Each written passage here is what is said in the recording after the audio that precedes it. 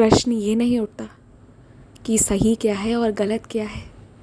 प्रश्न ये उठता है कि क्या उस परिस्थिति के अनुसार तुमने जो निर्णय लिया था तुम वो कर रहे हो, उसके लिए मेहनत कर रहे हो या फिर नहीं कर रहे हो। यहाँ बात किसी निर्णय की नहीं, बात सिर्फ़ और सिर्फ तुम्हारे कर्म, तुम्हारी मेहनत की है। देखो, तुम ये जानते हो कि मैं तुम्हारे साथ हमेशा हूँ, हर पल हूँ, हर क्षण हूँ। मैं तुम्हें आशीर्वाद भी हमेशा उन्नति का, जीतने का ही देता आया हूँ और आगे भी दूंगा। और तुम तो ये भी जानते हो कि जिसके साथ साईं का आशीर्वाद हो वो बच्चा हमेशा जीतता है, और कभी अगर हार भी गया तो वो हार भी उसकी जीत होती है।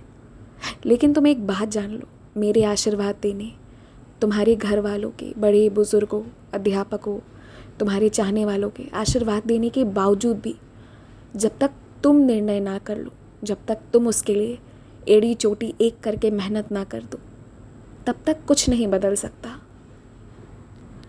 ये जो रोज़ तुम मेरे पास बैठकर घंटों मुझसे कहते हो ना कि बाबा मेरी इच्छा है मेरा ये सपना पूरा हो, तो मुझे तुम बैठकर कहने की बजाय उसके लिए मेहनत करके कहना शुरू करो।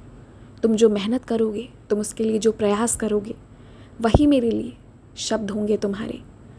तुम्हारे मेहनत से ही मैं समझ जाऊंगा कि तुम क्या चाहते हो, तुम्हारे मन में क्या है, तुम्हारे दिल में क्या है। वो तो तुम्हारे कहे बिना भी मैंने पढ़ लिया था और तुमने मुझसे कह भी दिया है। पर अब कहने के बाद अगला तुम ये काम करो कि उसे सार्थक बनाने के लिए मेहनत करना शुरू करो। जब तुम मैदान में उतरोगे ना, तो कुछ बहुत अच्छे खिलाड़ी भी होंगे, कुछ कमज़ोर भी होंगे, लेकिन तुम्हें किसी से तुलना नहीं करना है, सबसे सीखना है, सबके अच्छे गुण सीखने हैं। और जो उनकी हार हुई है ना, वो हार क्यों हुई थी, किन गलतियों की वजह से हुई थी, उन्हें भी साथ ही साथ सीखने की कोशिश करना और आगे बढ़ते जाना। पीछे मुड़कर मत देखना। जो पहले हुआ वो पहले हुआ।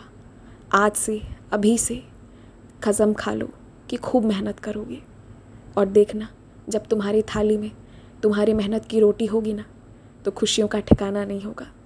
खुश रहो, ज़रूर जीतोगे तुम।